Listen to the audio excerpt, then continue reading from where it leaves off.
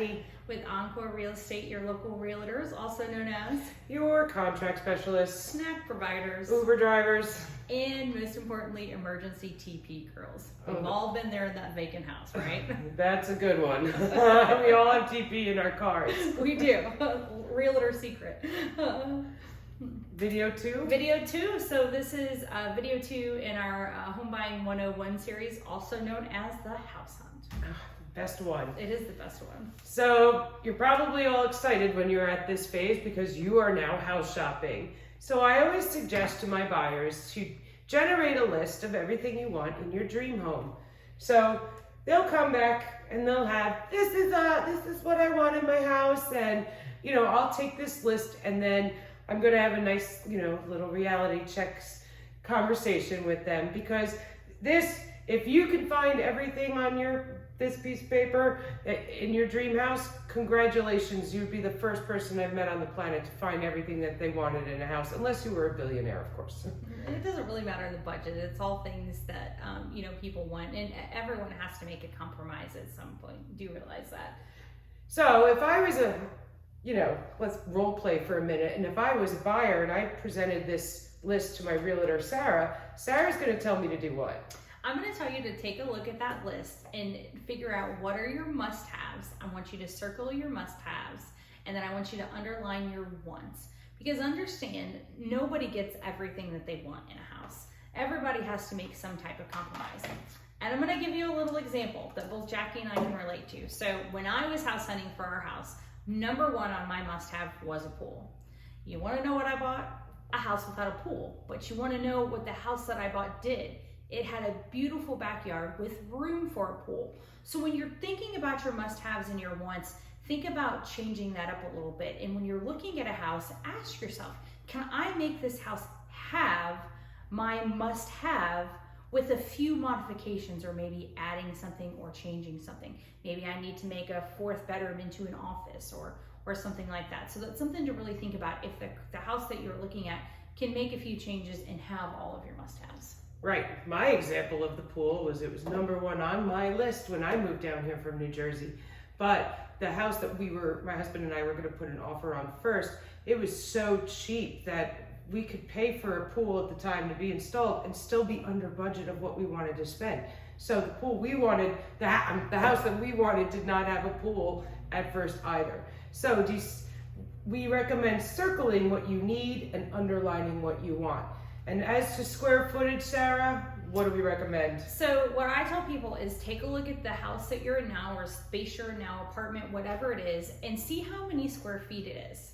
If that house is 1,600 square feet and the purpose of you moving is because you need more space, we don't want to look at houses that have 1,600 square feet, because what you have is not enough space for you right now. Maybe we just need a little bit more space. Maybe we need 1,800 and the space to be laid out a little bit differently. But the house you're in right now is a good judge. What do you love about the house you're in right now? What do you hate about the house that you're in right now? So that we can make those modifications for your next move.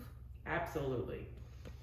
And then moving on into where to find the homes. Perfect. Right? So we've narrowed down your criteria. The first thing that Jackie and I are going to do is we're going to go set you up on a search from our local MLS based on the criteria that you gave us. That's going to start sending you homes, hopefully that meet all of your criteria. So if we're only looking for 1,600 square feet, it's not going to send you a home that's 1,599 square feet, for instance. Now, it's become increasingly important, especially in the market that we're in, that you have some other apps out there. Let's face it, most people do already. Yeah. If you've been thinking about buying a house, I'm going to almost guarantee you've got Realtor or Zillow on your phone. Understand those apps are a great resource. Some of them have a little bit more factual information than the others. Zillow, for instance, we have had some issues in the past where they don't necessarily have the most up-to-date information. Realtor.com is the one that we typically recommend, but it is really important that in addition to our search guys, that you have one of those set up as well. Because at the end of the day, it doesn't really matter who finds the home, right? It's all who finds it. We're in the digital information age. It's not, 15 years ago when the realtor had to send you all the houses. We are gonna send you some stuff, but it's okay for you to send us stuff too, because I don't really care whether you find it or I find it. It's more about finding the right one. And a perfect example is Volusia County and Daytona. Daytona is more of a, a tourist location for the United States. So A lot of the realtors in Daytona that are listing a Daytona home will put it in the Daytona MLS. But I would say 4 out of 10 homes that are going on the MLS, the realtors are not from Daytona. So they're going to list it out of their MLS, for example, out in Orlando. So if I was sending you homes in the MLS, you're not going to get those 4 other homes that are not in my database. However, you will get them on a Zillow or a Realtor.com. So it is important for us to both be looking at, potential homes that you are interested in. It's important to have that third party with you too. So Jackie, once we found a home we want to put an offer in, what's another thing that we check for? Okay, so let's just say you're wagging your tail, you found a nice house, and you went and you looked at it with your realtor, and you're contemplating on, do I put an offer in, do I put an offer in? There's something else that you can ask your realtor to find out for you. And you can ask your realtor if the house has a seller's property disclosure. So your realtor will then go online, it'll either be on their, in their database MLS that realtors have access to, or they could call the listing agent and ask if there's a seller's property disclosure. That is a document typically about 4 pages long. That is where the seller fills out information that they know about the house. For instance, how old is the HVAC, and has the roof ever leaked? Has it ever flooded? If the house flooded? These are questions that the seller can either check off yes, no, or I don't know. So that is a good document you would want to review before you would officially put an offer in if there was a seller's property disclosure. Sometimes the seller has not lived in the house, like it's just an investor who flipped a house and they've never spent a day in the house, then there would be no seller's disclosure typically. Yep.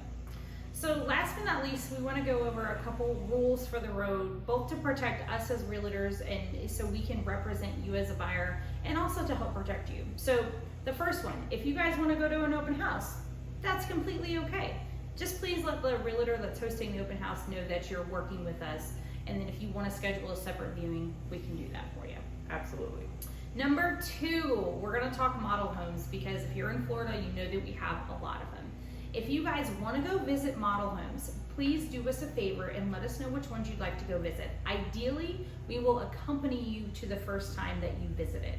Because if you go in there and you register with that builder and you don't identify that we're representing you, a lot of times the builder will not let us represent you in that transaction. And understand that those are builders' contracts. And if you don't have a realtor representing you on the buy side, then you've really got nobody looking out for your best interest. And we can get around that. A lot of times we can call and schedule an appointment, or we can send another one of our people to be there. But do please understand that there is a process for that, and not all builders will recognize us as your buyer's agent if we're not present with you when you go to view it. So meaning, don't just roll up into an ICI model home and say, hey, and then you want to put an offer in it. You picked us to be your realtor because you trust us and you depend on us to help you. When you do that without us, you've kind of forfeit us representing you. And do you trust the person that you just walked in on the model? Yeah, they work for the builder, not for you. Keep that in mind. Mm. So next to last, if you are driving around and you just happen to see a yard sign in a house, you've looked, you can't find it anywhere, who do you call? You call Jackie, or you call your local realtor. Don't call the number on the sign. If you call the number on the sign, then that's going to be the agent most likely representing the house, not representing us. So they are going to, be trying to angle to try and get them as a customer for you. We've been loyal to you. All we ask is that you're loyal to us too, and we're happy to answer any questions for you about that house. Snap a picture of the sign, address where you're at, shoot us a text. Hey, what's going on with this house? And we'll be sure to get back to you with some information. Right. So many people call the sign. They do. They do. And it's just a matter of understanding. That's why we're doing this video, so that you guys can kind of understand the rules of the road to protect both you and us. And the tips and tricks, right? Yeah. Absolutely. Yeah. All right, last but not least, and I cannot tell you how important this one is. When we're looking at houses, understand most people nowadays, Jackie, have some type of Ring doorbell, video surveillance, Furbo. You walk in and you fall in love. Please do not scream, I love this house. You want to know why? Because if that seller watches that and now we go to present our offer to Mr. Seller, You think we haven't renegotiated? No, they already know you love it.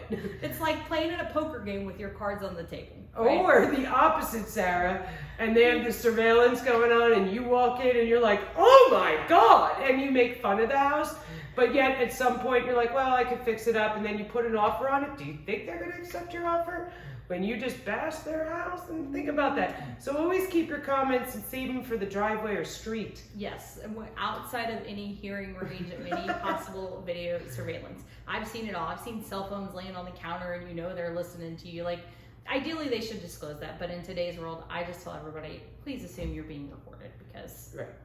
or they're listening at the very least.